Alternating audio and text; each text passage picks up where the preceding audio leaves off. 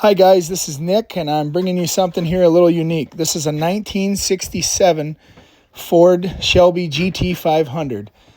This car came into my motor builders from a customer of his, and it is a crazy, unique, and extremely valuable car. He was tasked with restoring just about everything on the car to make it have more performance and be better working other than the body work. So check it out and let me know what you think. All right, guys, this is a 1967 Ford GT 500. This car showed up here to my good buddy and engine builder, Andy Olson's shop. Andy, why don't you tell us a little bit about how this car came to arrive here? Well, he's the executive of XL Energy, and he was having trouble with it staying running because constant carburetor trouble. With today's fuel, you're going to have that. So that's why it came in. And then we were going to put 2-port injection on it. I know you guys did quite an awful lot to this thing. Where did it kind of start, I guess? Just with the injection, or? Yes, with the injection. And then when we got into the engine, we realized that this thing had been blown up 2 or 3 times, and whoever had redone it had made a lot of mistakes. So then we decided to build a 470 cubic inch stroker. So I know because I was here a lot of times, but the motor came apart. I remember you telling me the motor came apart. You were having some heat issues with it, right? Yes. And it would run and drive, but so you took the motor apart, and there was one head that was different that you found? Yeah, one head was a smog head and one head wasn't, so it had more compression on one side of the motor than the other. And then whoever put it together with all the bearing crunches way too tight. And then it's been bored 60 over already, so the cylinder walls are thin, and it had the old style rings in it, which create a lot of heat. Oh yeah. So now the new engine, or the new stuff in here, has only got 43 thousandths rings, and you can turn this motor over with one finger. So there's no friction. And everything's been, I mean, basically you took this down to a bare block. I mean, opened it right up, there was nothing. Right. And then just started going back. Oh, I'll just show you. These are Blair Patrick cylinder heads, which are the best in the world for an FE. Blair Patrick won the engine masters with these cylinder heads when everybody in the world said you couldn't be done with an FE because it's too old of engine technology, and he did it. Yeah. So I don't know if you guys can see this or not, but one of the biggest thing that's so cool about this car, in my eyes, is right here. That is fuel injection.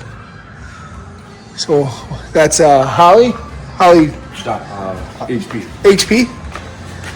Oh, yep. With dual 4150,000 CFM carburetors here. And then tell them, I guess another thing to talk about is tell them about how you went through with the dynoing and the motor revs so fast. And so then the factory belts would just squeal because the motor, it revs like a 2-stroke. It goes up and down like nothing. And so then we went to an 8-rev serpentine setup to get rid of all that. And then we put a 4-core aluminum radiator in it. And then the Edelbrock high-flow aluminum water pump. this is pretty neat too. Looks so nice. And then these headers, the headers are stainless, right? Stainless ceramic coated headers. They're 2-inch. And then we got 2.5-inch all stainless TIG welded exhaust all the way out. And it's there's only one clamp in it, so you can remove it all and take it out for servicing. Yeah. How about putting them on? How are those putting on? That was a 6-hour process of putting headers on this car. There's 32 header bolts in this motor. There's 16 bolts on each side for the headers, just on the motor. And it's stainless all the way back, right? Full stainless all the way back. Oh yeah. What else? What about the? We have to modify the battery box to fit all this in here. There's 12 solenoids in this car to run everything, and you can't see any of it. Oh yeah, I remember you telling me there's a lot of it's underneath the battery box, right? Where you guys tucked it all up in. Yes. You can barely see it zooming in here. I can see just a couple wires though. Oh, there they are. Some of them. Yes.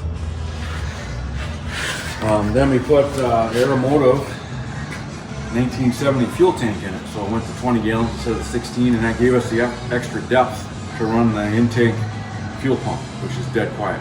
Oh, cool. So you can't even hear electric fuel pump in this car. That's really cool. Oh, headlights. Those aren't factory, are they? Nope, them are all LED lights now that are all the lights in this whole car are all LED now. Oh yeah. Here we go. Check that out. And then we put a heavier sway bar on it. We put progressive springs in it, so it's 350 psi springs front and rear on the first inch of travel, and 650 psi thereafter. And we went to an 1.25 inch front sway bar, and then we put Caltrax on it to make it hook up. Oh, what else? What about this? This is pretty neat. I know this is normal for everybody that's a big, muscle car guy, but that bag there, that's what holds the windshield wiper fluid, and there's actually a pump in the cab that you put your foot on, and it's just manual, so it doesn't have an electric motor. When you push with your foot, it pumps and the ball pump. Yeah, ball pump, and it squirts it on the windshield. What about these wheels? Okay, so the factory wheels were 15 inch. They look exactly the same as this. These are 17 inch wheels, and then we had them custom powder coated. We did that here to match the car. I think it looks pretty classy. Yeah, it looks amazing. This car only has 15,000 miles on it. That's another thing that's amazing about this car. If you look at the interior, you can kind of tell that. Oh, I know you did an awful lot in the interior. What? Yeah. We gutted the entire interior and sound deadened the whole car with Dynamat. So this car is dead quiet inside.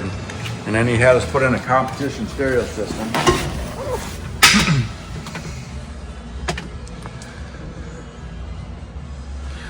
Those are factory Shelby gauges. And this is actually the competition stereo system, isn't it? It's all, everything is hidden. It's all hidden. It's digital. I like the green underlighting. Oh yeah, I see the speakers here.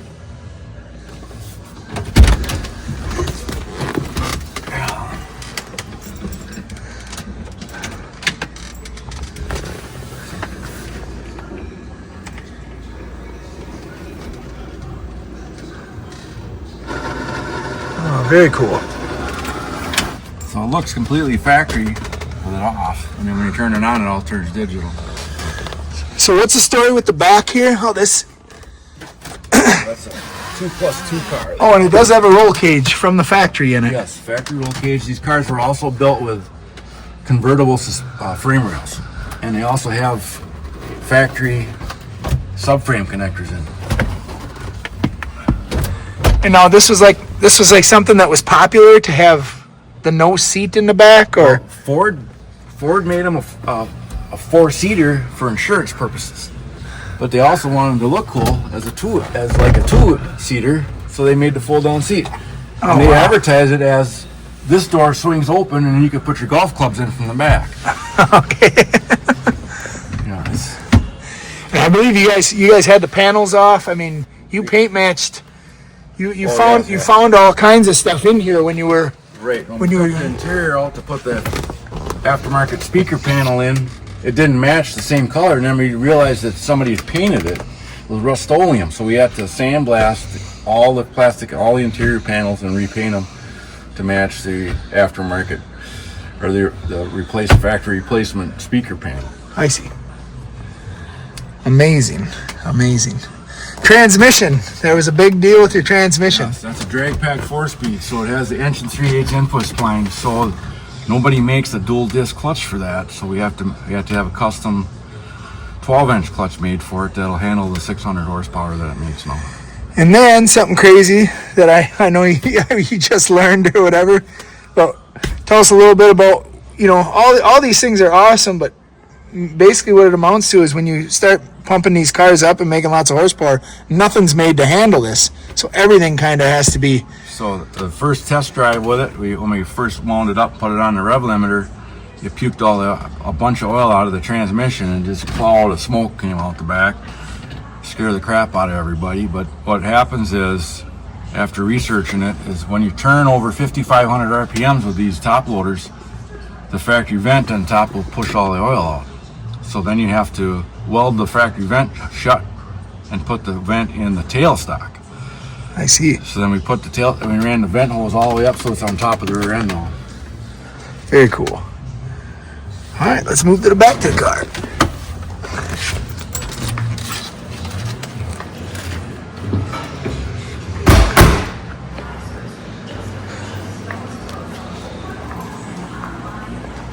Another thing that's really special about these cars is they came with a factory fiberglass trunk lid.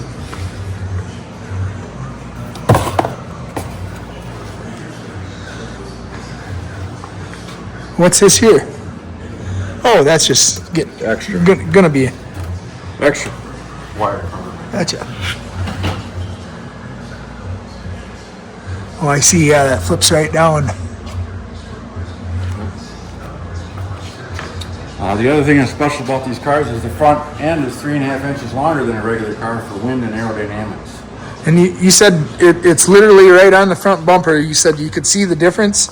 Yeah, if you look at a normal Mustang, this is right on the grill. So the 3.5 inches is right here, and then they push everything over. Oh, wow. So basically, it's just this nose, and then the bumper is special, or the hood is special. Very cool. Oh, yeah. I think we ought to put this up on the lift. All right, Andy, tell us about the bottom of this car. So we're looking at CJ Pony progressive springs, cone shocks, custom stainless JB, all TIG welded stainless exhaust, Caltrac suspension to make it hook. Let's see. You must have did new brakes and everything too on here, huh? So, oh yeah, we went to a 4-wheel disc brake setup, so we went to rear disc brakes. It's, the factory drive shaft had a twist in it, so we had a heavier drive shaft built. And then went to 1350 joints over 1330 joints to handle more power. How much power does the car make right now? 600 horsepower. Okay. Oh wow, I just noticed. Them are Caltracs. That's the Caltrac suspension. So that is like having a ladder bar on the car. That makes that leaf spring rear end act like a ladder bar. Okay. So here's the fuel injection lines. You go up to the front. You just got the intake fuel pump right there, right out of the factory hole. Man, very, very nice. Whoa. This is that vent line we were talking about that we had to redo. So we took it out of the tailstock and moved it all the way to the rear end, so it won't vent oil out anymore. Very cool. I like the way you guys did these lines. It's very professional.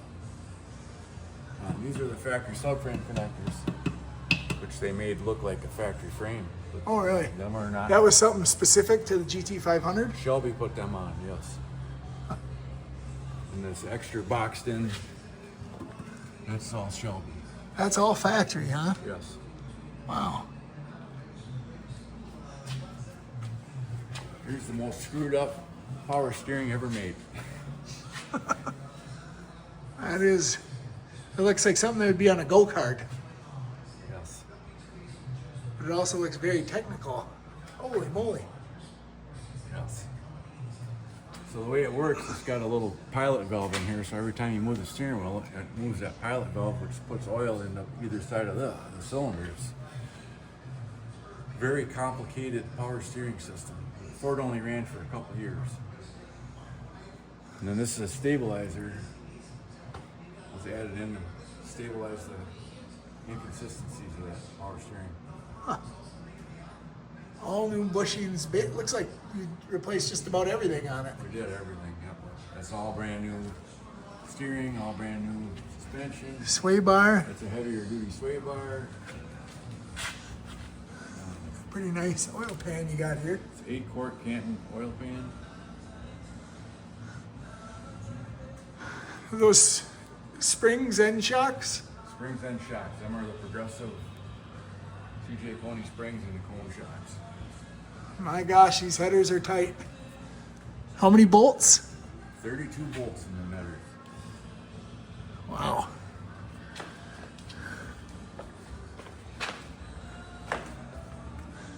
The fenders are all fiberglass? Yes. How much does the car weigh? We don't know that. We haven't weighed it. We're going to scale it. We haven't done that yet. I'm going to guess it weighs 36, 3700 pounds. Wow, these are crazy. Yes. That is Old school. yeah. Well, thank you, Andy. Is there anything else you'd like to add? I